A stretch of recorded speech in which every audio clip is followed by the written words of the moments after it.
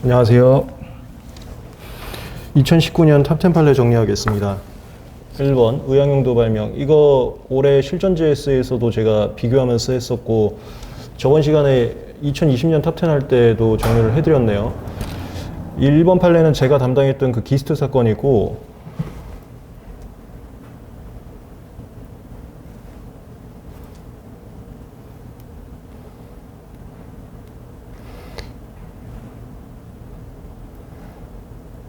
의학용도 발명이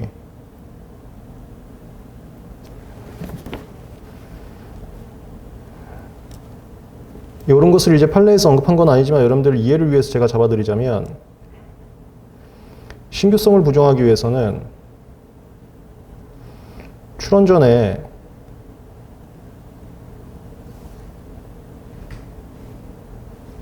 임상 데이터까지 공개돼 있어야 보통 신규성 죽는다고 생각하시면 됩니다.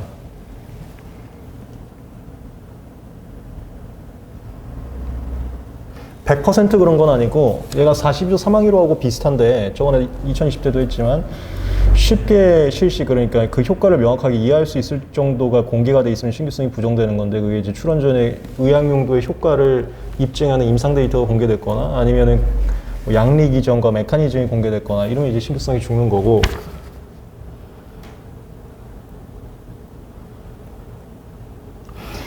진보성은 제가 실무적인 관점을 말씀드렸지만 물질 특허하고 의학용도 특허 그러니까 이건 치료제라고 하는 거 올해 기출문제 나온 거 그리고 의학용도 같은 실무에서 되게 특허를 주려는 경향이 강합니다.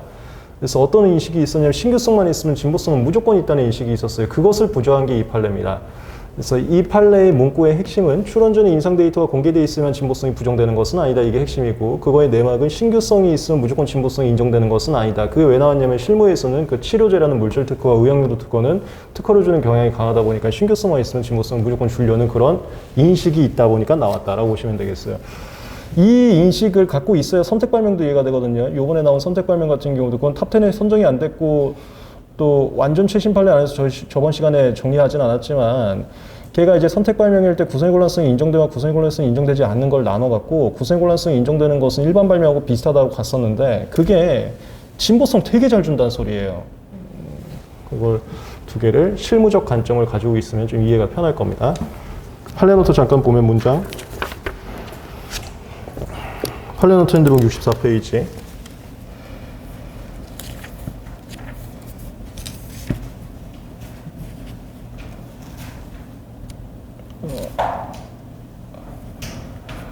그 굴궁시 밑줄 친 겁니다.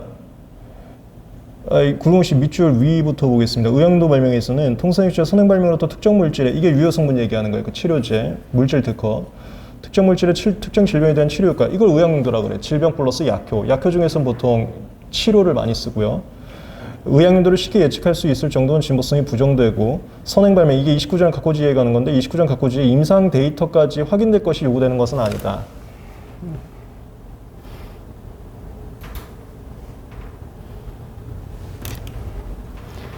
진보성은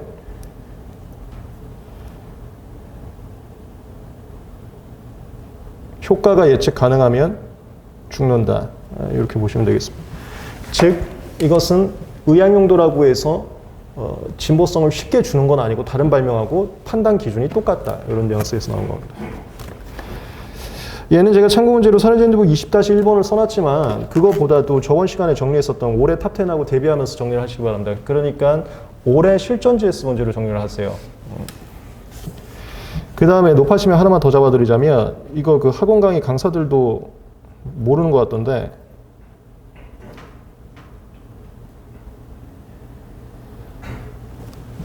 용법명령 발명 같은 경우 판례에서 이걸 의학용도와 본질이 같다라고 표현을 하고 있어서 뭐 얘도 호칭을 의학용도라고 하지만 얘하고 얘는 완전 그 실무적인 접근 관점이 다릅니다. 얘는 특허를 되게 잘 주고 얘는 특허를 되게 안 줍니다. 그래서 절대적으로 다르게 써야 돼요, 답안지를. 얘는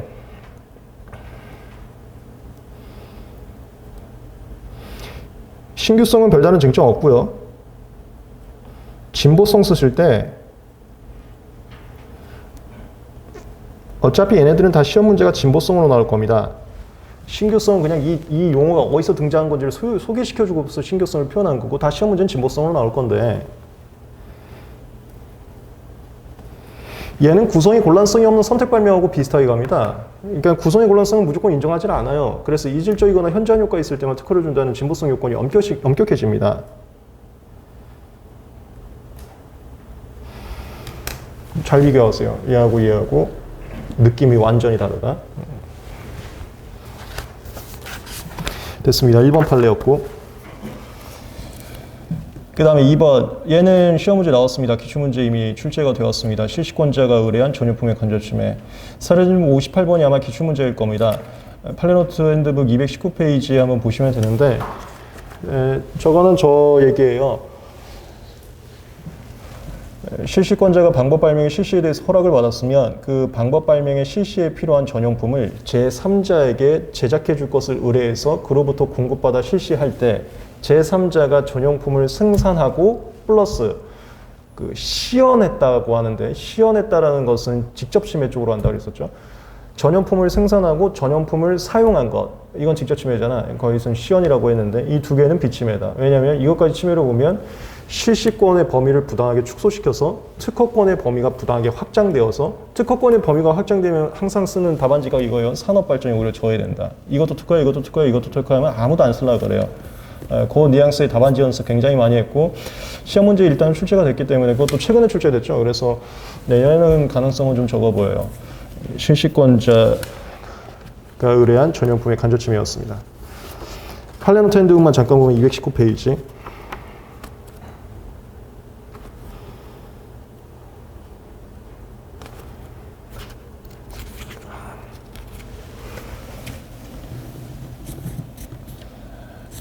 (2017-290095) 거기서 굵은 글씨 밑줄 바로 위에, 그 위에부터 보겠습니다. 실시권자가 제3자에게 방법의 실시에만 사용하는 물건, 전용품의 제작을 의뢰해서 그로부터 전용품을 공급받아 방법 발명을 실시하는 경우에 있어서 제3자가 전용품을 생산하고 양도하는 등의 행위. 이게 엄밀하게는 이렇게 나왔었어요. 시험 문제가.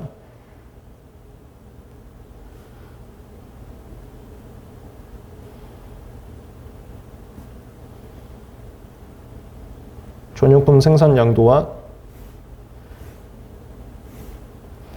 하나가 전용품을 똑바로 만들었는지 검수한다. 그걸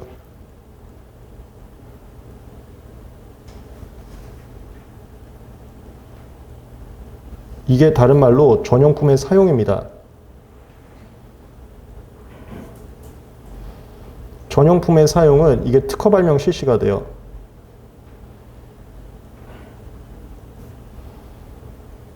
즉 얘는 127조 행위고 얘는 2조 3호 행위가 되는데, 이 모두는 비침해다.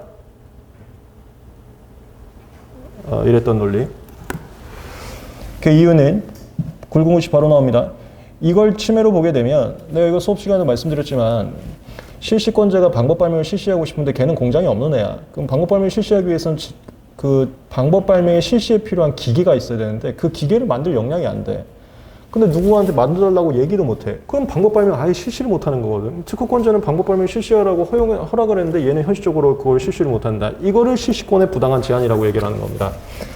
실시권자의 실시권에 부당한 제약을 가하게 돼서, 그리고 이 부당한 제약은 뭐가 문제냐면 특허권이 부당하게 확장. 실시권을 줬는데도 불구하고 실질적으로 배타권 행사하고 있는 거야. 이것은 말이 안 된다는 거지. 특허권의 부당한 확장이 되고, 이 부당한 확장은 여기엔 안 써있지만 아까도 말씀드린 답안지 전형적으로 하는 것이 산업 발전을 저해하기 때문에 그렇게.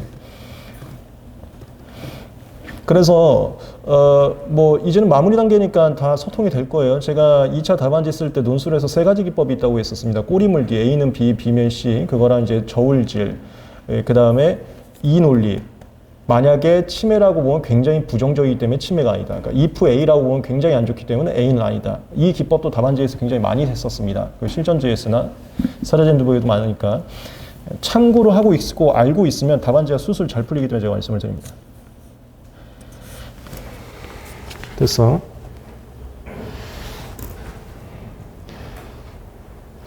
그리고 이것은 팁인데, 제가 이거 팔레노트 핸드북에도 앞에 보시면은 최신 판례들에 대해서 사안까지 써놨는데, 왜냐면은 여기 지금 판결 유지에서는 생산량도 등이라고 해서 얘가 자세하게 안 써 있단 말이에요. 근데 이 내용은 그 사안에 써 있거든요. 근데 기출문제는 이 내용까지 나와서 이것을 2차에서 공부할 때 사안까지 읽지 않았으면 얘가 뭐지 하면서 어색할 수 있습니다. 그래서 이 1차 공부하고 다르게 2차 공부할 때에는 판결 요지만 보고 넘어갈 것이 아니라 사안까지 좀 볼 필요가 있어요. 그것도 팁으로서 하나 말씀드리고 가겠습니다. 그 다음에 세 번째 판례, 균등요건. 이것은 내가 정리를 해줄게요. 내가 들은 바도 있어갖고. 얘는 복불복이야. 얘는 제가 들은 바가 뭐냐면은 교수님들께서 아무래도 이제 실무를 직접적으로 하시니까 심판소송 하시는 분들이 없으니까 이걸 출제하기 어려워하시더라고. 그러니까 과제해결 원리를 제가 이제 공식화해서 항상 실전제에서 연습을 해드렸잖아요. 그게 학원 강사들도 못하고 학원 강사들도 지금 변리사 일을 하는 사람들이 없으니까 실질적으로 그 사람들도 모르고 교수님들도 모르다 보니까 이걸 출제를 안 하더라고.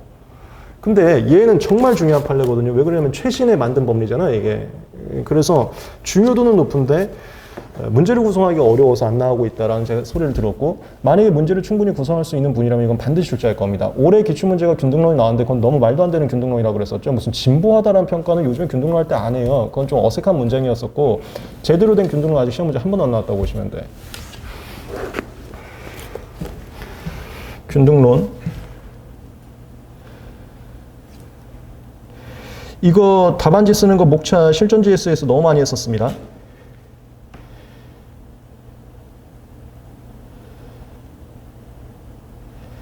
얘를 이제 권리범위 해석 또는 권리범위 판단이라고 하는데, 문헌범위 잡고 이걸 청구범위 기초해서 해석하는 방법을 서술하죠. 뭐 판례의 태도에 근거해서 청구범위를 해석하는 방법을 서술하죠. 이런 식으로 시험 문제 나올 거예요. 그게 문헌 해석 쓰는 거야. 그 다음에 이거 쓰면서 AR 같이 쓰고, 그 문헌적으로 해석된 각 구성 요소와 그 구성 요소의 유의적 결합 관계가 그대로 있어야 최종적으로 권리 범위에 속하는 거다. 얘는 각 구성 요소가 무엇인지를 해석하는 거, 얘는 그 해석된 구성 요소가 모두 유기적으로 결합된 상태가 있어야지 권리 범위에 속한다. 그 다음에 이거 안 됐을 때 이제 균등 범위. 여기서 해석된 거 그대로를 포함하고 있지 않을 때 혹시라도 변경된 부분이 있으면 균등 조건을 만족하게 되면 여전히 침해에 해당한다 하면서 목차 전형적으로 가는 라인입니다. 균등 범위 갈 때 과제 해결 원리, 효과의 실질적 동일성, 변경의 용이성. 근데 계속 얘기하지만 저거는 우리 실무에서 안 해요. 변경 용이성은 그래서 관련된 판례도 없습니다. 넘어가시고 메인은 과제 해결하고 효과인데, 얘 나오면 판례 2개 쓰라 그랬어요. 1, 2. 1이 대비를 해갖고 대비 결과 차이가 있는 구성을 형식적으로 추출할 것이 아니라 그 구성이 갖는 기수 사상으로 추출해라. 이게 확정을 하라는 소리예요.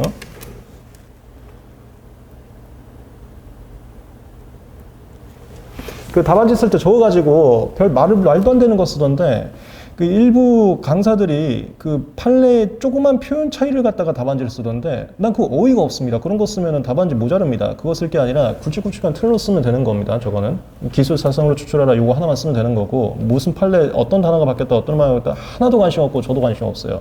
그런 건 필요가 없고. 두 번째가 이 기술 사상을 파악할 때에는 대비를 해야 되는데, 대비할 때에는 공지기술하고 특허 발명을 대비하는 건데, 이 공지기술은 아무거나 가져오지 마라. 아무거나 가져오게 되면 과제이기 원리가 너무 많아지고, 이 너무 많아지면 변리사들이 똑똑하다 보니까 자기가 만든 시나리오에 의해서 다 결론이 달라지는 것은 부정적이다. 그래서 고정된 과제 해결을 잡기 위해서 공지기술은 명세서에 기재한 걸로 일단 대비해라. 요거.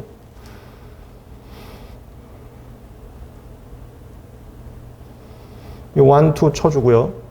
그 다음에 효과든 얘도 1, 2지.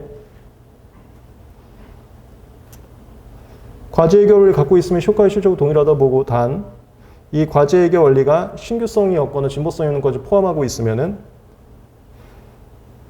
변경된 개별 구성의 효과 차이로 가라. 1, 2 치는 거. 판례 한번 간단하게 보겠습니다. 판례 노트 핸드북 67페이지. 제가 하여튼 뭐 여러분들한테도 말씀드리고 공개적으로도 말씀을 드리는데, 그 강의가 말도 안 되는 교재와 GS들이 너무 많아요. 그래서 제가 교수님 특강을 시작을 한 거거든요. 그래서 많이 도움이 받았으면 좋겠어요. 특히나 이번 주에 또 출제 예상 쟁점하니까 오셔서 도움을 많이 받으시고, 어제도 말씀드렸지만 2020년 탑10 판례 중에 용도 발명의 침해 요걸 이제 특강 때 하시겠다고 하니까 참고를 해보시고 도움을 받아보시기 바랍니다.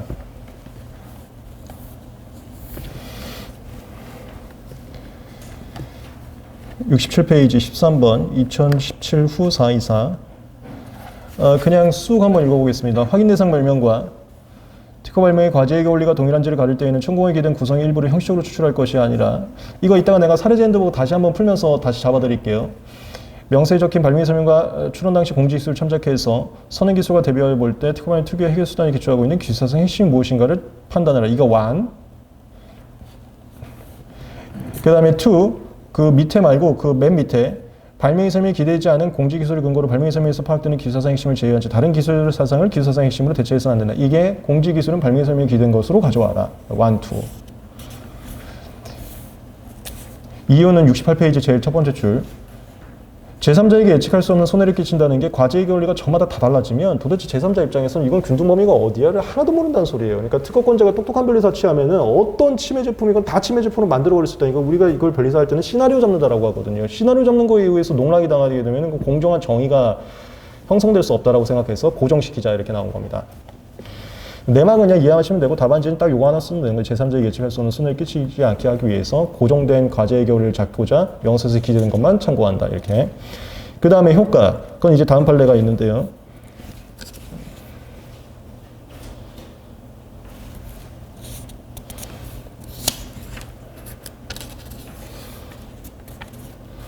효과 쪽은 적어보겠습니다. 66페이지. 효과의 실적 동일 여부. 굵은글씨 밑줄 친 거. 작용효과와 실적으로 동일한지 여부는 선행기술에서 해결되지 않았던 기술적 과제로서 특허 발명 해결한 과제를 침해 제품도 해결한지를 중심으로 판단해야 된다. 이게 과제 해결 원리가 똑같으면 효과가 똑같다고 보고요. 밑에 줄도 마찬가지고 그 다음 굵은글씨 보면 그러나 위와 같은 기술사상의 핵심이 그러니까 과제 해결 원리가 출원 당시 공지됐거나 그와 다름없다는 게 진보성 없는 거예요. 신규성 없거나 진보성 없는 것을 포함하고 있으면 그렇게 확장하면 또 아까 그거야. 실시권자 전용품 간접 침해하고 똑같은 건데 만약에 이것까지 과제 해결 원리로 다 인정해서 균등 범위를 너무 넓게 보면 특허권의 부당한 확장이고 특허권의 부당한 확장은 산업발전에 저해를 가져오기 때문에 이건 줄여야 된다 이렇게 가는 거예요. 또 이게 다 특허권의 부당한 확장 그쪽 치는 거야. 이렇게 되면 특허권이 부당하게 확장되는 거기 때문에 신규성이나 진보성 없는 것까지 다 확장되는 거기 때문에 이러한 경우에는 그 밑에 줄 밑줄은 아닌데요. 이러한 때에는 기사상 핵심이 침해 제품에 구현되어 있는지를 가지고 작용효과 실적 동일한지를 판단하지 말고 균등 여부가 문제되는 구성 요소의 개별적 기능이나 역할을 봐라. 그러니까 변경된 개별 구성 요소의 효과를 봐라. 여기서부터는 변리사가 시나리오 잡는 거야. 이거 우리가 그냥 막 다 상상해서 시나리오 짜보거든요. 그래서 이거 다르잖아. 이런 식으로 갑니다.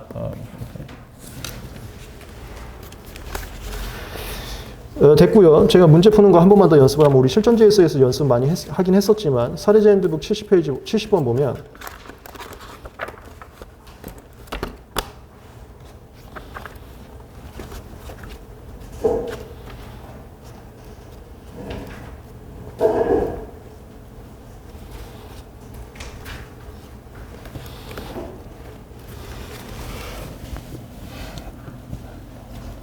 이것이 저 1차에 기출된 사안입니다. 연필하는 거. 1차 시험에 이미 기출이 되었습니다. 그리고 제가 듣기로는 교수님들께서 이게 참 좋은 문제라고 하면서 평가했다고 제가 들었어요. 1차에서도 이런 실무적 스타일을 내야 된다 하면서 사례형이 나와야 된다 하면서 칭찬 많이 하셨던 그런 문제인데요.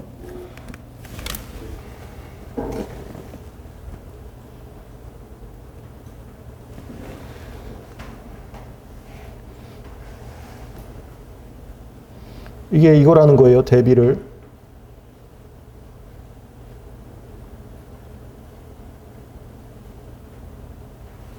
구성을 나눠서 특허 발명, 이건 공지기술, 이건 명세서에 기재된 걸로 가져와야 되고 그 다음에 공통점과 차이점을 추출하는 것을 대비라고 하고 이건 신규진보성 할 때도 똑같이 하는 겁니다. 권리범위 판단할 때랑 신규진보성 할 때랑 똑같이 표 그리는 겁니다. 얘가 청구항 근데 구성을 분설하는 게 정답이 없어요. 여러분들 마음대로 하셔도 돼. 그 문제에서 박스에서 제일 밑에 있는데요. 청구항이 중심의 흑연으로 제조된 연필심이 위치하고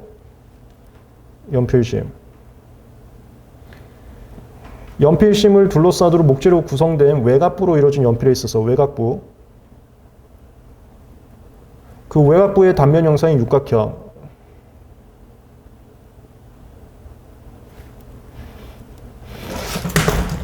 이건 내가 사례 강의에서도 얘기했었고 실전제에서도 얘기했었는데 구성은 1, 2로 잡아도 돼. 무슨 소리냐면 연필심, 육각형이 외곽부 이렇게 잡아도 되고 아니면 나처럼 연필심, 외곽부, 육각형 이렇게 잡아도 되고 이건 정답은 없습니다.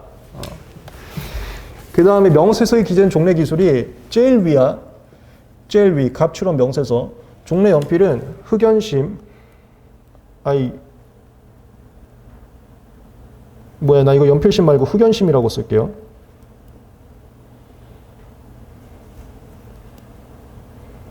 흑연으로 구성된 연필심을 내가 흑연심이라고 하겠습니다. 이거의 외곽부. 그 다음에 이게 원형이었어. 그럼 대비하는 게 동일, 차이. 나 이거 하나만 잡고 갈게. 내가 혹시라도 노파심 때문에. 이거 우리 실전제에서 했었는데 신규진보성은 똑같아. 이거 신규진보성 판단할 때도 구성이 차이가 있다고 무조건 신규성이 인정되지 않았어. 이 차이가 실적 동일이었으면 신규성이 부정됐거든. 권리범위도 똑같아. 그거 내가 실전제에서 최신 판례 했었죠. 최신 특허원 판례로서. 이게 차이가 있어도 얘가 문헌범위 아니라고 단언할 수 없어요. 이 차이가 만약에 실적 동일이면은 이것도 문헌범위에 들어갑니다. 그거 아직 시험 문제 한 번도 안 나왔습니다.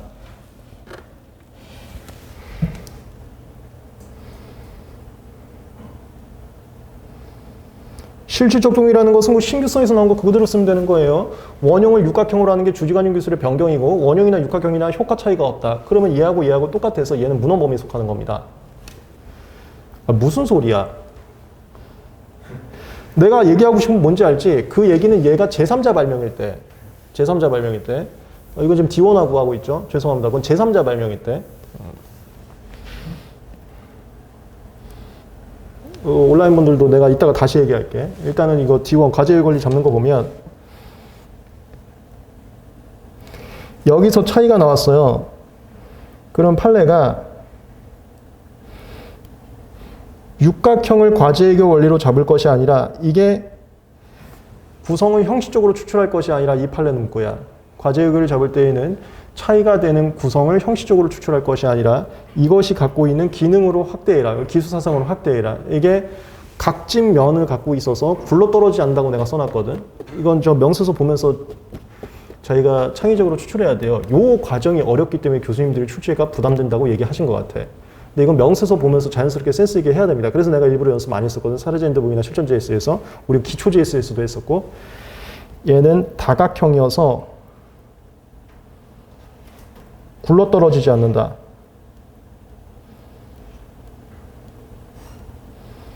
이게 기술 사상으로 잡는 거야. 이게 과제의 원리가 돼.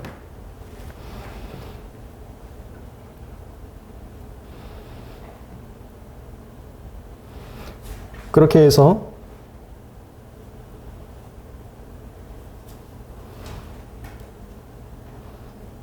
권리 범위에 속하는지를 판단을 해보면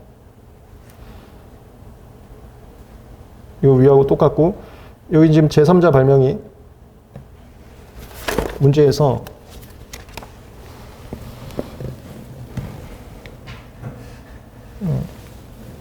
제일 밑에 있거든요.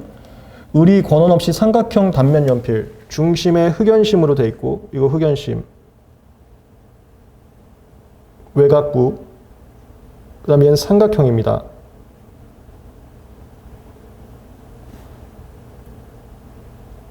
대비 결과 동일 여기서 차이가 나왔는데 내가 아까 말하려던 게 이거예요. 우리 실전 JS에서 한 거 여기서 차이가 있다고 해서 단언적으로 문헌 범위가 아니라고 할 수는 없고 만약에 실질적 동일 범주에 불과한 차이라면 이 제3자 발명은 문헌 범위에 속하는 거고 그게 아니라면 이제 균등 범위를 고려하게 되는 겁니다. 균등 범위를 고려하게 될 때 이걸로 가는 거야. 얘의 균등 범위 확장은 육각형이 아니라 다각형으로 확장된 거야. 그럼 얘도 다각형이냐? 이거 다각형이잖아. 그럼 얘는 과제해결 원리가 같다고 돼버리는 거야. 그게 과제해결 원리를 파악하는 공식입니다. 방법. 그 다음에 이어서 효과는 이 과제해결을 갖고 있자 그럼 효과가 실적으로 동일하다고 하는데 만약에 다각형이라는 게 공개되어 있었어. 공개되어 있다는 건 뭐냐면 과제해결을 잡을 때는 명세서기든 종리기술만 보다 보니까 내가 명세서에 기재했지 않은 종래 기술은 안 봤어요. 그래서 명세서에 기재했지 않은 무수히 많은 종래 기술을 이제 검색해 오는 거야. 제3자 입장에서 검색해 와서 야 다각형이 있었는데 하는 거지. 예를 들어서 내가 수업 시간에 뭐 사각형이 있었는데 이렇게 하는 거야. 그러면 다각형으로 특허권을 다 줄 수 없어. 사각형이 있었는데 그거를 특허권 행사하게 할 수는 없잖아. 그럴 때는 다각형으로 효과를 보는 게 아니라 육각형과 삼각형의 효과를 본다. 그러면서 이거 뭐 혹시 기억나실지 모르겠는데 그때부터는 변리사가 시나리오 잡는 거거든요. 내가 어떻게 시나리오 잡았냐면 육각형이라는 것은 각이 여러 개 있기 때문에 기존의 원형에 이용되는 연필깎이로도 깎일 수 있는데 삼각형은 그게 안 깎인다. 뭐 이런 식으로 하는 거. 이런 식으로 하면서 개별 구성의 차이점에 따라 효과 다르다 하는 게 바로 과제외교 원리가 신규성이 없거나 진보성이 없어서 포함하고 있을 때는 병행된 구성 요소의 개별 효과를 가지고 효과가 같은지를 본다. 이 내용이에요. 그래서 문제가 어떻게 출제될지 예상은 되시겠죠.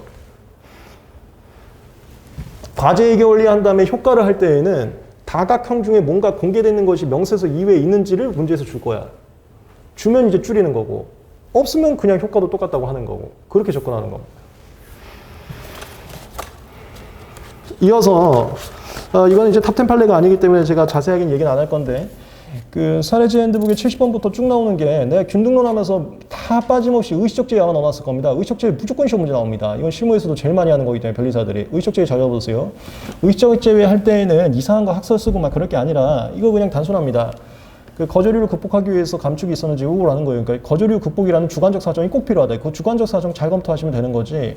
무슨 거절율은 뭐가 되는지 뭐 이상한 거 학설 쓰고 뭐 유연한 규정 쓰고 난 그런 거는 난 의미가 전혀 없다고 봐요. 그런 거 우리 실무에서 단 한마디도 안 하기 때문에 의식적 제외 잘 잡아주세요. 반드시 이거 시험 문제 나올 겁니다. 여기까지가 균등론이었습니다. 그 다음에 4번. 얘는 너무나도 특이한 쟁점이기 때문에 반복 출제될 것 같긴 한데 이거는 당장 작년에 나왔기 때문에 이건 제가 정확하게 적중했던 문제거든요. 그래서 사례제인드 52-2번이 아마 기출문제일 건데 요 근처 언방에 제가 정확하게 적중했던 문제도 같이 있습니다. 플래너터 핸드북만 보시고 넘어가시면 212페이지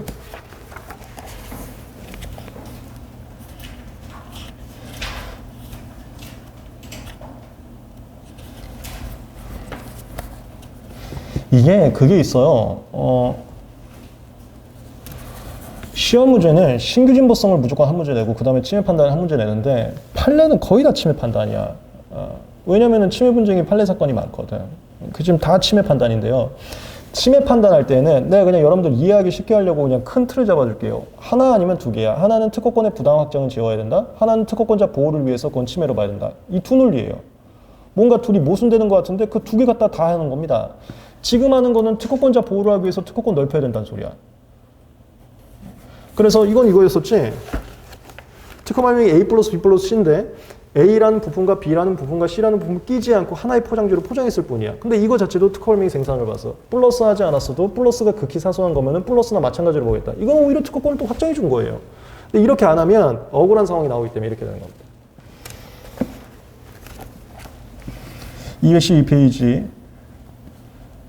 속주지의 원칙, 특허권의 속주지의 원칙상 물건 발명에 관한 특허권자가 물건에 대해서 독점적인 생산, 양도, 대여, 수입 등의 특허 실시에 대한 권리는 그러니까 배타권은 등록된 국가의 영역에 있으면 효력을 미치는 것이 원칙이다. 이게 왜 나왔냐면 한국에서는 A 부품, B 부품, C 부품 포장지로 했을 뿐이지 플러스를 안 했어. 그리고 그걸 일본에다 넘겼어. 일본에서 플러스를 했거든. 그럼 일본에서 플러스한 행위는 한국 특허권에 미치지 않는다 하면서 나온 거야. 근데 그렇게 하면 너무 얄밉다 이거야.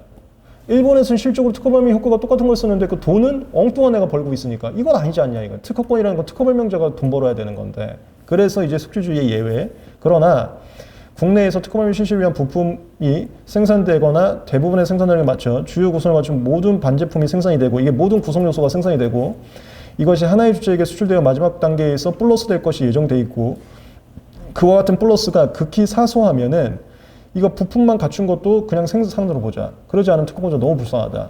이 판례. 생산의 개념을 굉장히 확장한 판례. 그래서 생산의 역사가 얘는 직접 침해 쟁점이고요. 그 다음에 간접 침해 쟁점에서 그동안 많이 확대가 되어 있었는데 첫 번째는 공업적 생산, 공장에서 대량 생산하는 거. 그 다음에 나온 게 공업적 생산에 한하지 않고 가공 조리도 포함된다. 그게 이제 프린트 잉크 카트리지 하면서 나온 건데 소모품 교체도 생산이다 하면서 그 다음에 나온 게 그 반도체 웨이퍼. 반도체 웨이퍼 이건 기출문제 나왔죠. 그래서 만드는 게 아니라 생산이나 가공 조립 같이 만드는 게 아니라 그러니까 부품을 완제품으로 만드는 게 아니라 그 사건은 똑같은 반도체 웨이퍼였어. 똑같은 쟁점 대상이었었는데 구성요소 일부를 갖춘 것을 구성요소 전부를 갖추게 되는 건 모든 행위를 포함한다. 거기까지 갔다가 이제 여기 직접침해 사건. 부품만 만들었어도 플러스가 극히 사소한 거면은 생산으로 보겠다. 여기까지 확장이 됐습니다. 그리고 그 확장의 취지는 전부 다 똑같습니다. 이거 확장 안 해주면 특허권자 불리하다, 불쌍하다. 이점 점이었어요. 그 다음에 이게 또 시험 문제 하나 더 나온 게 있었는데 그것도 제가 정확하게 그 적중했었는데 과실이었어요. 과실 추정.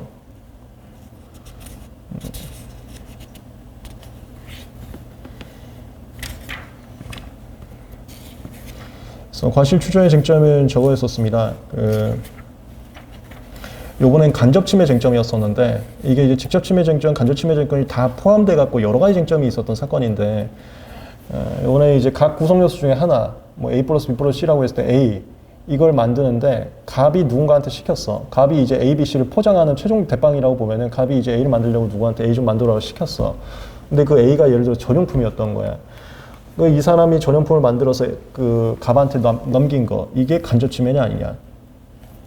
그래서 난 갑이 시켰기 때문에 만든 거다 하면서 간접 침해는 맞대, 과실은 없기 때문에 손해배상 책임은 없다. 이렇게 주장을 하다가 대법원에서 바뀐 거.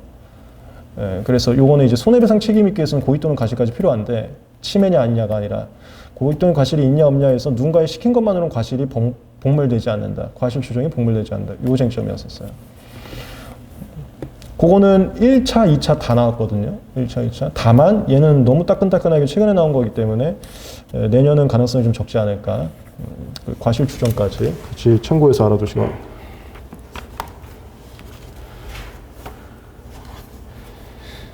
됐어. 그 다음에 5번. 아유, 이건 이제 그만 나올 것 같아. 이거 권리소진 너무 많이 나왔습니다. 심심하면 권리소진이 나와갖고. 이건 작년 문제였었나요? 이 문제도 제가 정확하게 적중을 했었던 건데 다만 이제 저는 특허법원 사건으로 GS를 냈었는데 아예 1심 법원 사건으로 시험 문제를 출제하시긴 했습니다. 그 하급심 사건을 왜 이렇게 시험 문제 출제한지 제가 GS에서도 말씀드렸었는데 대법원에서는 판결문이 너무 짧아서 그래. 하급심 판결로 갈수록 판결문이 길다 보니까 시험 내기 좋아서 하급심으로 가고 있는데요. 여기 권리 소지는 우리 이미 GS나 사례 강의나 이론 강의에서 다 했었는데 핵심은 저겁니다. 소유권자 보호를 위해서 권리 소진 시켜줄 거야. 다만 특허권자 불이익이 있으면 안 돼. 그 특허권자 불이익이 있는지 없는지가 특허권자가 정당하게 돈을 받았냐 이 관점에서 가는 거. 그래서 정당하게 돈 받은지 아는지 이 관점으로 문제 풀면 다 풀었었어요. 방법 발명 같은 경우도 특허권자가 정당하게 돈을 받지 못한 거 아니야라는 이견이 있었지만 너가 가격을 결정하는 역할이 있었기 때문에 얼마를 받았는지와 상관없이 너는 그냥 돈 받은 거야. 이렇게 해서 권리 소진 인정하겠다 갔던 내용이었습니다. 그냥 간단하게 팔레노트 핸드북만 보고 넘어가겠습니다. 62페이지. 출제 가능성은 좀 낮아 보입니다. 지나치게 많이 출제돼서 그래요. 10번 62페이지. 물건이나 제법 발명에 대해서는 전혀 이견이 없었고 방법 발명 같은 경우는 혹시 특허권자가 돈을 덜 받은 거 아니야? 라는 주장은 있었지만 그럼에도 불구하고 그 방법 발명에 대한 특허권 소진의 인정 근거입니다. 방법 발명도 그러한 방법을 실시할 수 있는 장치를 통해서 물건의 특허 발명을 실적으로 구현하는 것이 가능한데 방법 발명이 실적 구현된 물건, 이 실적 구현된 물건이라는 건 전용품 생각하시면 됩니다. 간접 침해에서 말하는 전용품. 특허권자들로부터 적법하게 양수한 양수인이 그 물건을 이용해서 방법을 실시할 때마다 특허권자의 허락을 받아야 된다면 그 물건의 자율 유통 및 거래 안전을 저했습니다. 이게 소유권자 보호를 해야 된다 이 소리예요. 권리소진 이론은 무조건 소유권자 보호에서부터 출발하는 겁니다. 그래서 이게 잘 안 이어지면 물건의 자율 유통과 거래 안전을 저해했을 이게 잘 안 이어지면 소유권자를 보호하기 위해서 필요하다 이렇게 그냥 하셔도 되는 거야.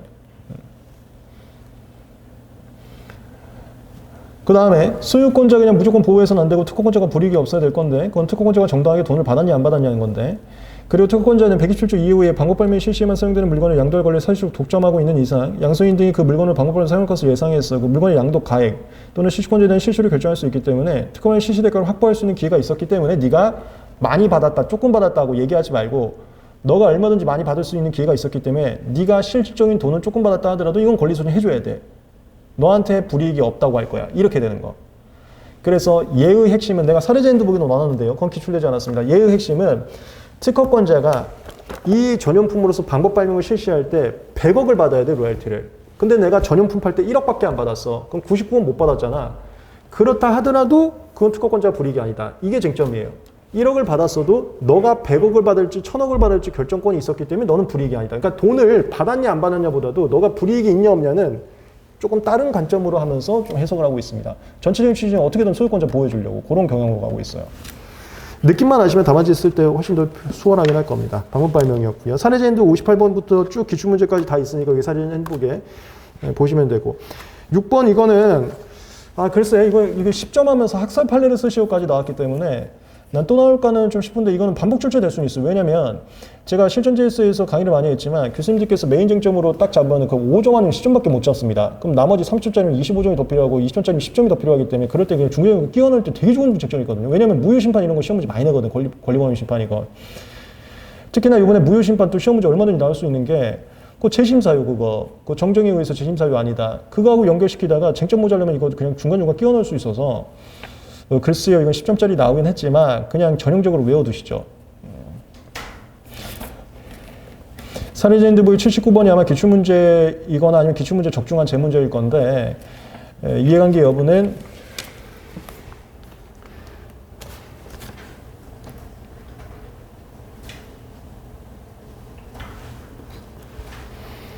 이거 우리 GS에서 연습했었는데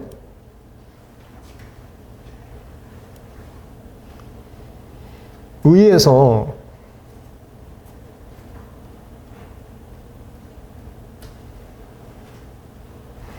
이거 저거야. 그 심판관님도 일이 많아지면 너무 힘들고 특허권자도 일이 많아지면 너무 힘들다는 거야. 그걸 이제 부담, 적체 이런 단어들을 쓰는데요. 적체나 부담을 해소하고자 무효심판은 분쟁 있는 사람만 오게 제한하고 있다. 이해관계인 또는 심사관만 청구할 수 있게 제한하고 있다. 여기서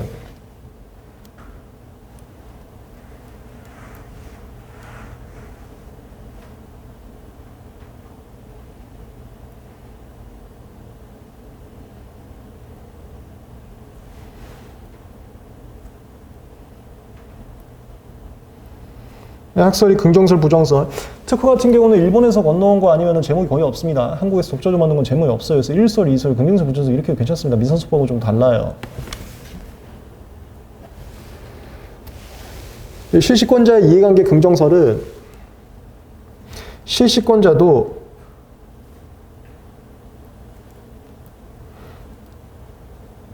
얼마든지 특허권자하고 분쟁 관계에 있는 거다. 이게 분쟁 관계에 있는 사람만 오라는 소리예요. 그걸 당사자계라고 합니다. 이 분쟁 관계를 뭐 법률상 불이익 뭐 이렇게도 표현을 하는데 얼마든지 있을 수 있다. 이건 거고 부정설은 그 미국에서 나온 속담이라고 해서 저 등에 칼 꽂는다. 특허권자가 실시권을 줬으면은 비밀적인 사항도 전수했을 수 있고 그 비밀적인 사항을 전수해준 이유는 철저하게 신뢰했기 때문인데 그 신뢰를 어긋나게 하는 것은 사회 관습상 맞지 않는 가치관이기 때문에 이거는 특허만의 문제가 아니라 전 사회를 위해서 지켜야 될 중요한 가치관이어서 안 된다. 뭐 신이치 그런 표현을 쓰죠. 판례는 구판례는 이해관계가 있냐 없냐를 특허권 침해 분쟁이 있냐 없냐로 한정해서 봤어요. 그래서 실시권자는 침해 분쟁이 있거나 있을 염려가 없기 때문에 이해관계가 없다 이렇게 했는데 최신 판례는 이 전환합체 판례로 바꿨죠. 이해관계란 침해 분쟁만이 아니라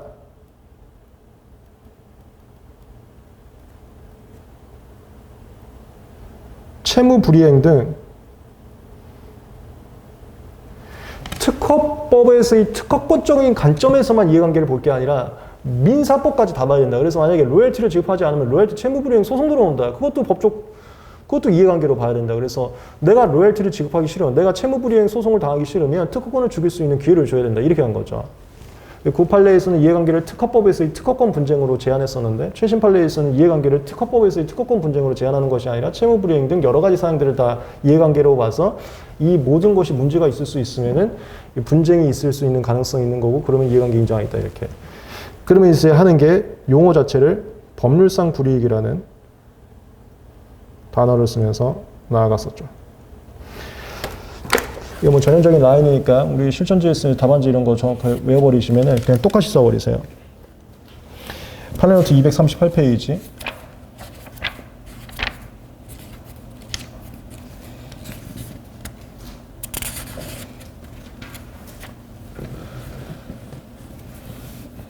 (2017) 후 2819 내가 이거 그 판례마다 다 목차를 쓴 거는 교수님께서 이렇게 순서대로 문제 내고 답안지도 이렇게 순서대로 쓰라는 의미에서 판례를 다 목차와 나눠놨습니다.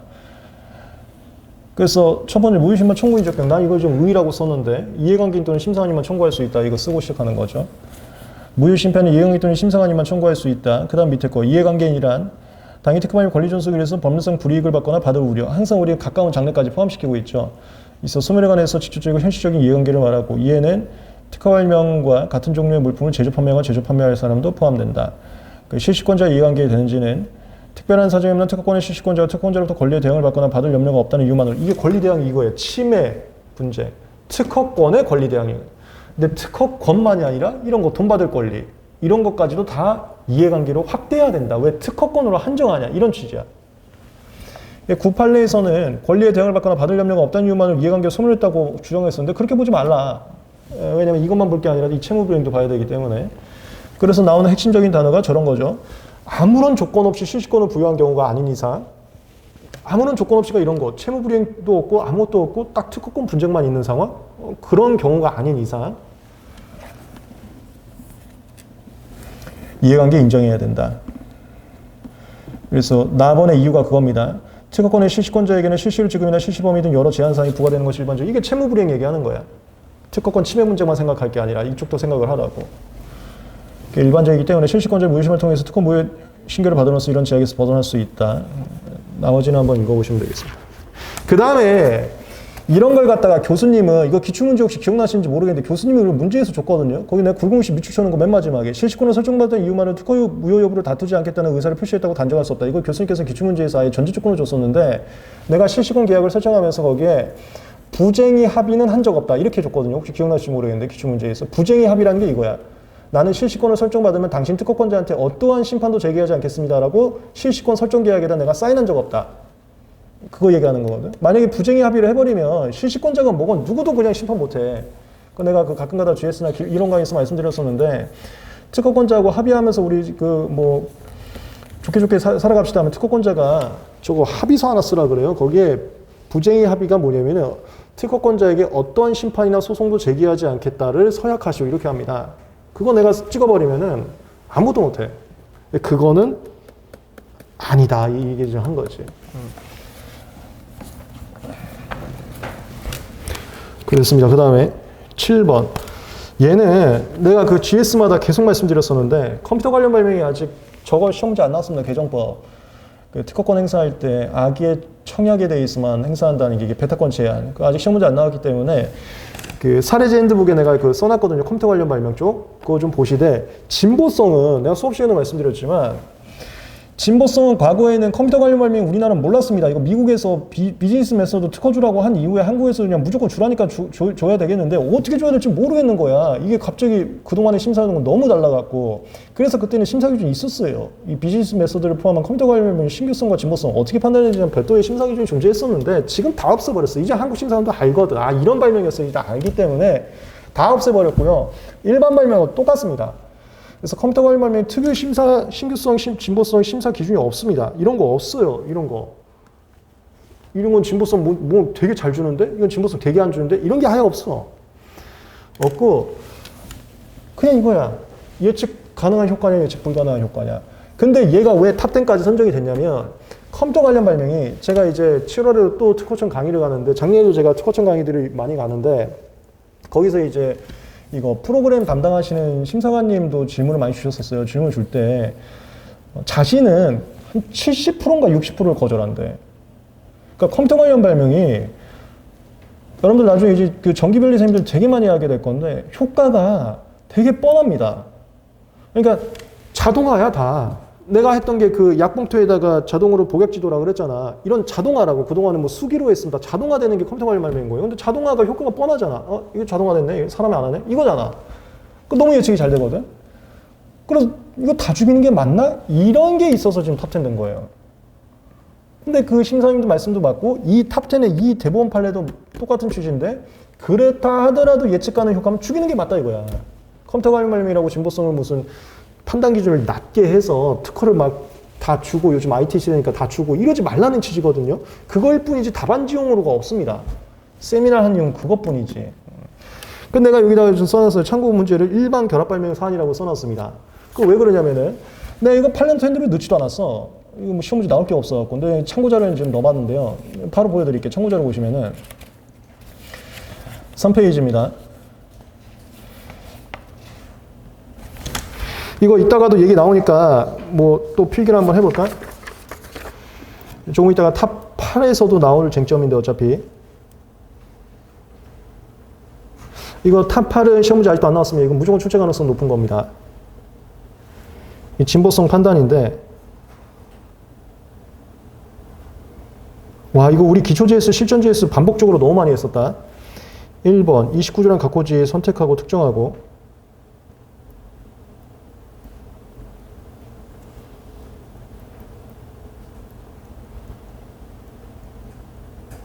선택은 저거 기술 분야 보는 거야. 신규성은 필요 없는데 진보성 기술 분야까지도 보죠. 2번 청구항 특정하고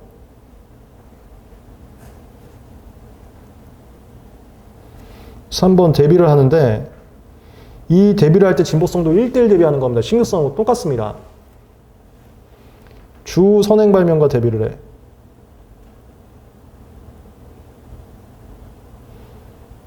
그러니까 우리가 표 그립니다.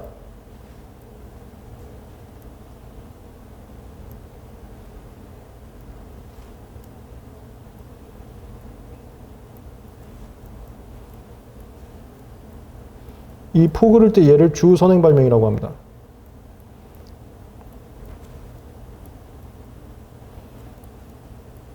뭐 얘가 A 플러스 B 플러스 C이고 얘가 A 플러스 B 플러스 X라고 할 때 동일 차이가 있다. 그리고 이 차이가 실질적 동일에 불과하면 신규성 부정되는 건데 실적 동일 차이도 아니야. 그걸 벗어났으면 이제 진보성 판단인데 이 진보성 판단할 때는 신규성과 다르게 4번 우리가 진보성 판단을 또 구성의 곤란성 판단이라고도 하는데 구성의 곤란성이라는 단어 오해하지 마세요. 그 선택 발명에서도 구성의 곤란성이라 나오는 게 구성의 곤란성이 동음이고 여러 가지 단어가 좀 존재합니다. 이제 예측 불가 효과가 있는지를 보게 되는데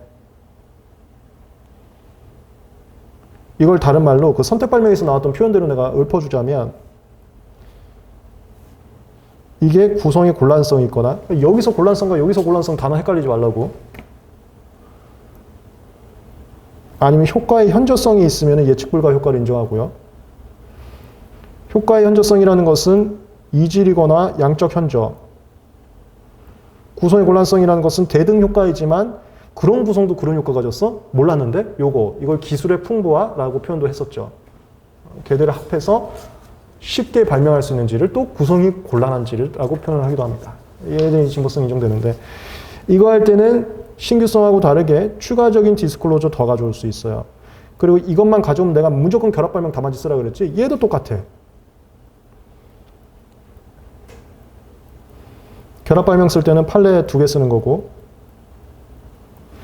결합이 쉬운지와 결합했을 때 전체 효과 예측 가능한지 그 논리대로 이게 다 들어가. 이거대로 이제 사안을 보세요. 이거 대비한 다음에 차이가 나왔어. 그 차이를 결합이 쉬운지 결합했을 때 효과가 예측되는지 봐서 효과가 예측되는지 요 뉘앙스로 가. 근데 얘는 결론적으로 다 된다 그랬거든 예측이. 그거 볼게 이제. 3페이지. 구분식 밑줄 내가 해놨습니다. 그 읽기 싫으면 이것만 보고 가라 그야. 이거만 보면은 이거 결합 발명 이거 가는 것 바로 이해가 되거든. 즉 내가 하고 싶은 말은 컴퓨터 관련 발명이라고 특유의 진보성 판단이 없다는 소리야. 시험 문제 나온다 하더라도 그냥 일반 발명으로 쓰라 이 소리야. 그래 내가 여러분들한테도 계속 얘기했지만 컴퓨터 관련을 갖다가 자꾸 GS 내는데 이상한 GS 내는 내가 보지도 말라는 게 그 소리예요. 하나도 모른다는 소리예요 실무를. 다만 제2항 정정 발명은 방송과 시청자 반응도 조사 프로그램 모두 인터넷을 통해서 이루어지는 발명. 선행 발명 1은 시청자 반응도 조사만 인터넷으로 되지 TV 방송은 공중파 등을 인용한다는 점에서 차이가 난다. 이게 텔레비에서 나오냐 인터넷으로 계속 나오냐 이런 건데 자동화라는 게 그 인터넷 이용해갖고 다 자동되는 걸 이제 자동화라고 하거든요. 뭐 이런 점에서 차이가 있대. 그게 이거야. 대비한 결과 주 선행과 무슨 차이가 있다. 그 다음에 맨 밑에 보세요. 선행 발명 1과 5를 결합하는데 어려움이 있다고 볼 수 없다. 이게 이거야. 결합 발명. 1과는 차이가 있는데 그 차이를 디스크로저 5에는 써 있는데 그게 C가 써 있는데 근데 그 디스크로저 5가 1하고 플러스 하는 거 쉬운데 이거 쓰는 거야. 이건 내가 판례 무조건 2개 쓰라고 했잖아. 쉬운지. 쉬운데 썼고 다음 페이지. 4페이지에 또 그 굵은글씨입니다. 반응키를 통한 신호로서 데이터 부하를 최소화한다는 효과는 무슨 효과 있대. 이거 특허 발명 내가 그 변리사들이 효과 하나만 안 써요. 여러 가지 써야지 무조건 장점이 있으니까. 효과들 중에 하나라도 예측 불가가 인정되면 진보성 인정되거든. 그래서 우리가 변리사들이 명서 쓸 때 굉장히 고민 많이 합니다. 얘에 대해서는 표현할 수 있는 효과가 다양할 거 아니야. 뭐라도 다 써놔. 하나만 얻어 걸려라. 그래서 여기도 지금 사안을 읽다 보시면 여러분들 혼자 읽으실 분들이 있으면 무슨 효과만 여러 가지 효과가 나올 거야. 그들 중에서 내가 이슈된 것만 밑줄을 쳐놓은 겁니다. 그러니까 지금 반응키를 통한 신호로서 데이터를 부하를 최소화한다는 효과라는 것은 채팅 프로그램 대신 미리 답변을 정한 시청자 반응 조사 프로그램을 사용할 때 당연히 예상되는 이거 결합이 됐고 꼭 예상되는데 이거야. A, B, C 전체로서 유기적으로 갔던 전체 효과 예상되는데 이렇게 했다고. 그거 안 되는데 이렇게 됐다고. 그냥 컴퓨터 관련에 대한 특유 쟁점이 하나도 없다고. 여기 이제 탑10 판례였습니다. 그래서 컴퓨터 관련에 대해서 신규 진보성 나온다 하더라도 쫄지 마시고 바로 푸시면 되는 거예요. 우리는 이거 결합 발명 답안지 쓰는 거 너무 많이 연습했습니다. 이거 기초인가 실전인가 또 했었는데 왜냐면 내가 계속 말씀드리지만 신규 진보성은 무조건 100% 한 문제는 나옵니다. 그랬을 때 신규성 시험은 실적 동일 무조건 쓰는 거고요. 진보성 시험은 무조건 결합 발명 쓰고 시작하세요. 그 다음에 8번 얘 나와야 돼 시험 문제. 너무 안 나왔어. 이거 주 선행 발명과 대비한다. 그래서 잘 아실 텐데 주 선행 발명을 바꾼 것도 특별한 사정이 있는 새로운 거제로가 될 수 있다. 그러니까 무슨 점이면 디스크로저 1으로 주 선행을 잡았다가 이걸 디스크로저 5로 바꿔갖고 디스크로저 5로 주 선행을 잡으면 대비 결과가 달라지고 대비 결과가 달라지면은 거제로가 달라질 수 있기 때문에 그거 바꾸는 것은 안 된다. 요 쟁점. 바로 판례 노트 가시죠. 44페이지.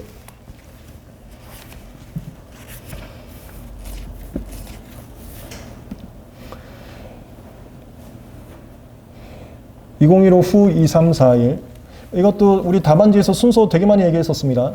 먼저 1번 거절 통지 의의. 이것은 거절 결정하기 전에 반드시 거절을 통지해야 된다. 그것은 강행 규정이고 그것은 예상하지 못한 불리한 결과를 받지 않게 하려고 하는 거고 예상하지 못한 불리한 결과를 받으면은 봉기를 한다. 이거 국가 봉기, 국가를 불신해서 공정성, 투명성, 신뢰성을 확보하기 위해서 예고 통지하고 그 다음에 처분을 해라라는 취지였다. 이거 연습 많이 했었어요. 거절 통지 의의 잡았고 그 다음에 4번. 이거 답안지 배점에 따라서 배점 길게 나오면 심리 범위 좀 길게 써줘야 돼. 그 같은 취지에서 특허법원에서도 통지한 적 없는 새로운 거절은 특허청장님이 주장할 수 없다. 그러니까 무제한설은 맞는데 이 거절 통지는 강행 규정이기 때문에 얘에 한해서는 특허청장은 새로운 거절을 주장할 수 없다. 그 다음에 이제 4번 새로운 거절이었는지 이게 이제 메인 판단 기준이죠. 그 다음에 내가 항상 이거 문제에 넣었었지? 진보성 판단 방법을 중간에. 내 GS 문제는 계속 이거 넣었었잖아요. 그게 주 선행 발명에 대해서 우리가 쓸 건데 이게 뭔지를 알아야 되기 때문에 내가 항상 문제 낼 때마다 진보성 판단 방법을 넣은 거거든요. 주 선행 발명이란 이런 데에서 사용하는 건데 그 주 선행 발명을 바꿔버리면 여기서 이 대비 결과가 바뀌어지고 그러면 출원인이 대응하고 예상할 수 있는 방향성이 바뀌어지기 때문에 그래서 안 된다. 중간에 진보성 판단 들어갔고 그 다음에 마지막 거. 그런데 거부심 또는 심교 취소에서 심사 또는 심판 단계에서 통지한 거절에 기댄 주선행을 다른 선행으로 변경하는 경우에는 일반적으로 출원 발명과 공통점 차이점. 공통점 차이점 이거 하는 겁니다. 대비, 동일 차이. 인정과 그런 차이점을 극복해서 출원 발명 쉽게 발명해서 이게 이거야. 차이가 있어도 구성의 곤란성이 있는 건지 이거 얘기하는 거야. 그거에 대한 판단 내용이 달라지기 때문에 즉 3번과 4번에 있어서 주선행 바뀌어버리면 이게 다 달라져 버리기 때문에 출원인에게 이에 대해 실질적 의견 제출 기회가 주어졌다고 볼 수 있는 등의 특별한 사정이 없는 이미 통지된 거절의 주요한 취지가 부합하지 않은 새로운 거절이어서 특허법원에서 특허청장은 주장할 수 없다. 목차까지 다 잡아주세요. 그리고 우리가 이제 판례 노트 보면서 하지만 아마 또 느낄 거예요. 내 답안지 목차가 다 이 판례 목차입니다. 그래서 순서까지 그냥 외워버리세요. 어차피 다른 쟁점으로 낼 수가 없거든요. 똑같은 문제로 나올 거거든요. 그 다음에 9번. 글쎄, 난 이거 출제 가능성 아예 제로라고 생각하는데. 이건 이미 기출됐죠. 삼성 애플 프렌드 할 때 사회적 이슈 문제를 출제했습니다. 사회적 이슈 문제가 항상 출제됩니다. 그때는 삼성 애플이 전 세계적으로 워낙 이슈였기 때문에 출제가 됐고, 지금은 코로나예요. 내가 작년에도 코로나 나온다 했는데 코로나는 무조건 107조거든. 근데 그래도 나 작년에도 그 시험장 가기 전에 107조 하시라고 했는데 작년 문제가 전부 다 코로나였어요. 무슨 코로나 치료제, 코로나 열 화상이었는데 107조 난다고 다 코로나였지. 문제가 코로나였어. 어쨌건 그것도 적중이잖아. 뭐 작년도 제가 적중 많이 했었습니다. 올해 다시 한번 할게. 왜냐하면 올해는 저 이슈가 생겼거든. 107조 재정이 아니고 특허권을 아예 풀어버리겠다는 거야. 이게 백신 같은 경우는 제가 저번 시간에도 말씀드렸지만 생물을 배우셨기 때문에 백신의 결과물 같은 경우는 특허를 받기가 어려울 거예요. 우리가 생물에서 나오는 그 이론 교과서적으로 하는 거니까 숙주만 찾으면은 그거 어떻게 하는지는 바로 교과서적으로 나오는 거니까 제조 방법이 아마 특허될 겁니다. 그 제조 방법 특허를 좀 풀겠다는 것 같은데 제조 방법 특허를 풀어버리는 것은 우리 특허법에서 답안지 쓸 게 별로 없고요. 쟁점이 없고 특허법적으로 쓰려면 107조지. 그러니까 풀어버리기 전에 강제시권을 허용하지 타당한지 쓰시오. 난 이거 언젠가 나올 것 같거든요. 그래서 우리 그 두꺼운 기본서에도 내가 예시 사례 넣어놨고 했는데 그것까지 읽을 필요는 없는 것 같고 실전 JS에서 내가 드린 문제까지만 한번 보세요. 말 나오다가 그냥 여기까지 갔네. 지금 우리가 하려는 건 탑 9긴 한데 이 탑 9 표준 특허라는 게 사회적 이슈 문제로 기출이 됐다. 근데 지금 현재 사회적 이슈 문제는 코로나다. 그래서 이 쟁점하고 다르게 코로나 잠깐만 또 언급을 하고 하자면 얘는 특허권 면제 같은 경우는 답안지로 쓸 내용이 없기 때문에 시험 문제 출제하기 어렵고 한다면 107조인데 107조가 이 쟁점 들어가는 거예요. 불충분 실시.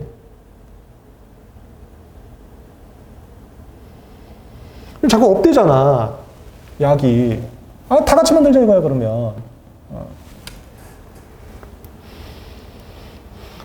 지금 이게 난리 났거든요. 지금 삼성바이오가 내가 이제 만들기 시작했다 했고 거기가 주식이 엄청 뛰었어요. 그러니까 다 같이 만들면 만들 곳이 있어요 이미.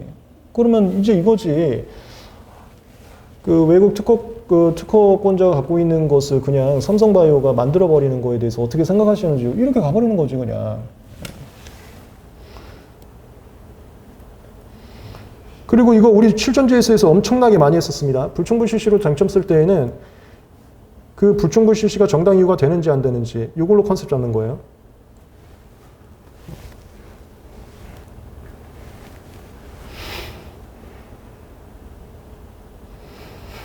그 다음에 두 번째 공익이지. 공공이익을 위해서 상업적 비상업적 실시 있잖아. 이게 공공이익을 위해서 필요한 건지 요거. 근데 이건 내가 GS에서 문제 안 썼거든요. 그래서 이거 쓸 때는 뭐 정당 이유하고도 똑같은데 이쪽은 다 저울질로 가는 거예요. 이거 공익이 중요하냐? 특허권자 불이익이 중요하냐? 이거 하는 거야. 잘못했다가 다 공익이라면서 다 풀어버리잖아? 그거 사회주의 되는 거거든. 그래서 공익과 특허권자의 줄다리기를 통해서 정답 없다 그랬어. 나 이거 107조는 무조건 정답이 없다 그랬어요. 그래서 현실에서는 이걸 받아준 케이스가 그러니까 정말 옛날 빼고 단 한 번도 없습니다. 최근에는. 왜냐하면 내가 이거 말씀드렸죠. 국가 간에 싸움 나요. 다 외국 특허권이기 때문에. 우리가 실시권 줘버리면 그 외국 특허권자의 그 국가에서 뭐라 합니다. 그래서 아마 하기가 굉장히 어려워요. 현실에서는 107조를 인정한 적이 없지만 답안지 나 GS 아마 107조 다 해주자고 했을 거거든. 이거 정답이 없어. 편하게 쓰면 돼. 편하게 쓸 때 얘는 정당 이유로 특허권자에게 정당 이유가 있는지 없는지 쓰는 거고 얘는 공익과 특허권자 대비했을 때 공익이 더 중요하다. 더 가치관이 중요하다. 그쪽으로 편하게 쓰시면 되는 겁니다. 그 다음에 내가 GS 낸 건 이거였지. 우리나라 말고 더 못 사는 나라. 그게 의약품 수출.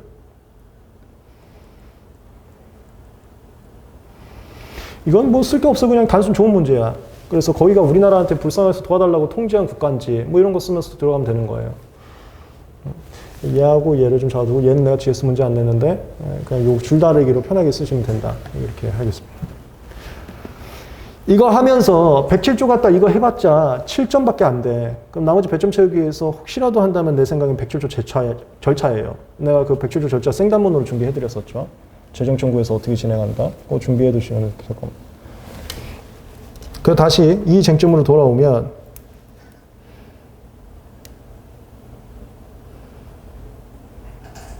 이거 논리만 말씀드리고 갈게 그냥. 이거 시험 문제 안 나와. 표준 특허 첫 번째. 특허권이 있어도 표준으로 선정이 되면 표준이라는 것은 다 풀어버리겠다라는 어떤 계약을 맺은 건데 기구들이 있습니다. 그 각 기술마다 거기다가 다 풀어버릴게 로열티만 줘 이걸 한 건데 그 다 풀어버릴게라는 계약 자체가 침해금지 청구권 포기의 의사인지 이건 민법적 해석이에요. 이건 민법 문제라고 그랬죠 내가. 표준으로 선정된 것은 특허권자에게 인정되는 권리 중에 하나인 침해금지 청구권 이거를 포기 의사로 볼 것인지 이거 첫 번째.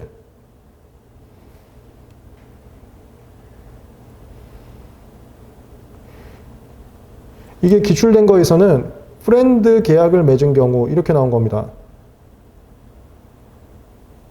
그리고 지금 이 사안에서 내가 참고자료 밑에다 줬거든. 그냥 무슨 표준을 뭐 한 경우 이렇게 써놨어. 이건 노라고 보거든 전 세계가. 표준 계약을 맺었다고 해서 침해금지 청구권 포기라고 보기는 어렵다. 그럼 그 다음에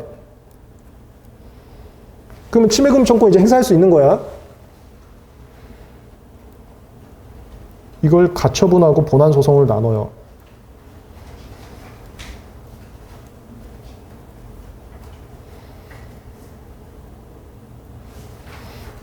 그래서 가처분은 이거 전 세계적으로 아마 받아들인 적이 거의 없을 건데 이거 웬만하면 기각됩니다. 이유는 보존의 필요성이 없다고 봐요.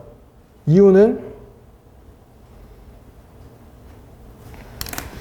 표준을 맺은 이상 로열티 받는 것부터 협상하라 이거야. 그 사람은 무조건 못 쓰게 할 게 아니라 야, 돈 받는 거 협상하라는 거야.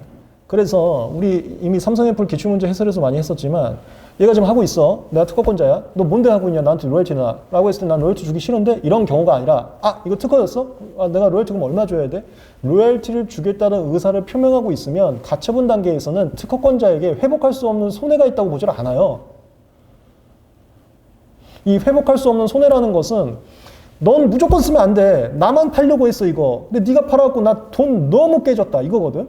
근데 표준이라는 것은 다 하겠다고 한 거야. 그래서 애들이 팔아봤자 나한테 손해가 없다라고 해석을 해요. 그게 표준의 의미야. 표준은 침해금지 청구권이 포기된 게 아니라 남들이 써도 나한테 회복할 수 있는 손해가 있는 것은 아니다 이렇게 해석하거든. 그래서 시급성, 이거 시급성이라고 하지 시급성이 없다고 해. 시급성이 있는 게 아니라 로열티 협상부터 하라고 유도를 합니다. 그 가처분 다 기각시켜.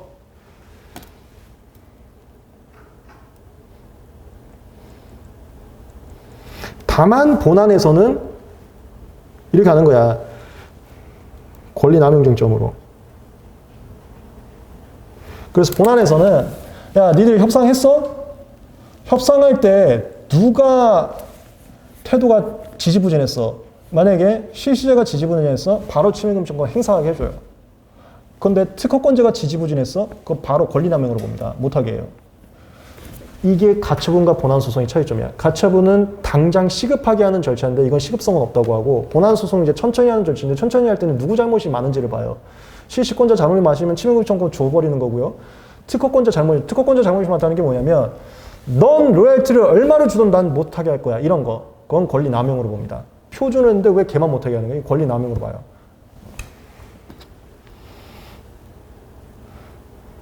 그래서 실시권자가 실시료 협상에 협조적이지 않았다. 그러면 인용해버리고 침해금지 청구권 줘버리고 특허권자가 실시권자는 자꾸 돈 주겠다는데 하지 않았다. 이건 권리 남용으로 해서 기각시켜버립니다.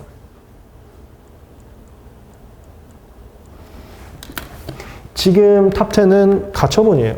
가처분이어서 지금 탑10은 그냥 무조건 기각. 요거였어요. 그러니까 지금 그 9번 탑10 보면 카함이잖아. 이게 아마 가처분 사건 번호일 겁니다. 참고자료 제가 넣어놨는데요.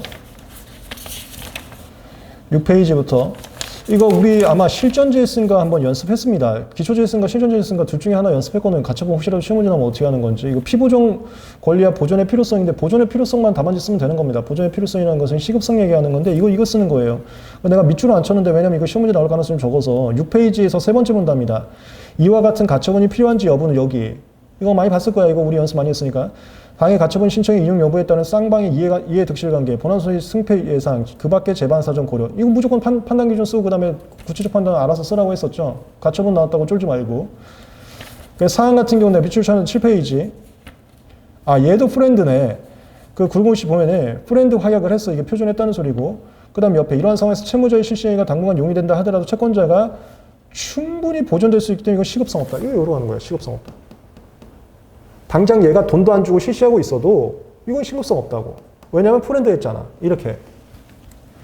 그리고 밑에 3번 채무자는 이 사건 특검에 대한 공정한 감정기관의 의해서 적정한 실시료가 산정되면 이를 지급할 의사가 있다고 분명히 밝히고 있다. 이게 실시권자가 돈 주겠대. 그럼 여기선 잘라. 그리고 만약에 이게 소송이었어도 실시권자가 돈 주겠대? 그럼 잘라. 권리남용으로 봐.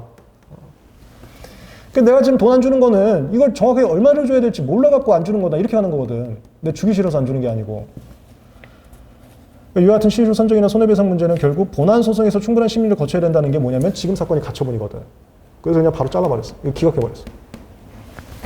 이 논리 구조만 알고 있으면 됩니다. 얘는 우리가 1차에서 배우지 않는 쟁점이어서 왜냐하면 이거는 민법 문제거든. 표준계약이 침해금융청구 포기라고 봐야 되는지 민법 문제여서 우리가 배운 적이 없다 보니까 쫄아서 문제를 못 풀었을 뿐이지 실질적으로 문제 푸는 논리는 굉장히 단순합니다. 이 라인. 근데 문제는 이렇게 강의하는 사람이 아무도 없다는 소리야. 이게 단순한 건데. 결론은 이겁니다. 그래서 맨 마지막에 8페이지에 보존의 필요성에 관한 소명이 부족하다는 게 소명이고 뭐고 그냥 보존의 필요성 인정을 안 해요. 안 해서 바로 기각한다. 마지막 탑 10. 이거 왜 안 나오는지 모르겠습니다. 이거는 우리 실전 JS에서 또 했습니다. 얘가 내가 그 실전 JS나 사례 강의에서 말씀드렸지만 기초 JS에도 아마 말씀드릴 거예요. 얘가 유일하게 내 사례 제인드북에 없어요. 그래서 실전 JS에서 이제 다시 했었는데 기여율입니다. 기여율. 올해 실전 JS 4회 문제 3번이고요. 그 다음에 팔레노트 핸드북이 225페이지고 그 다음 아래에 참고 자료도 제가 넣어놨습니다. 이것은 참고 자료를 좀 보면은 9페이지.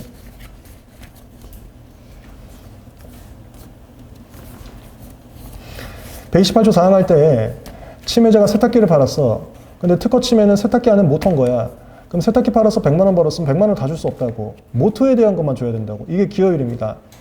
그 기여율 따질 때는 밑줄이에요. 기여율은 침해자고는 전체 이익에 대한 특허권의 침해에 관계된 부분의 불가결성, 중요성, 가격 비율, 양적 비율. 불가결성, 중요성이라는 게 두 개로 되어 있지만 이게 하나로 합해서 효과야. 세탁기라는 효과에 있어서 모터가 갖는 의미가 얼마나 되는지 이거 보는 거예요. 그 다음에 가격 비율은 세탁기 안에서 모터가 얼마인지, 양적 비율은 세탁기 안에서 모터가 차지하는 부피가 얼마인지 이거 충분하게 실전지에서 얘기 드렸습니다. 이거 그대로 외우고요. 그 다음에 이중 책임은 심시하면 그냥 지나가면서 나오기 때문에 뭐 4점, 5점 이렇게 문제 나올 수 있어요. 이중 책임은 이거 누가 유리한지 보면 되는 건데 이거 침해자가 입증하면 돈 줄일 수 있는 거야. 그 침해자가 입증하는 거예요.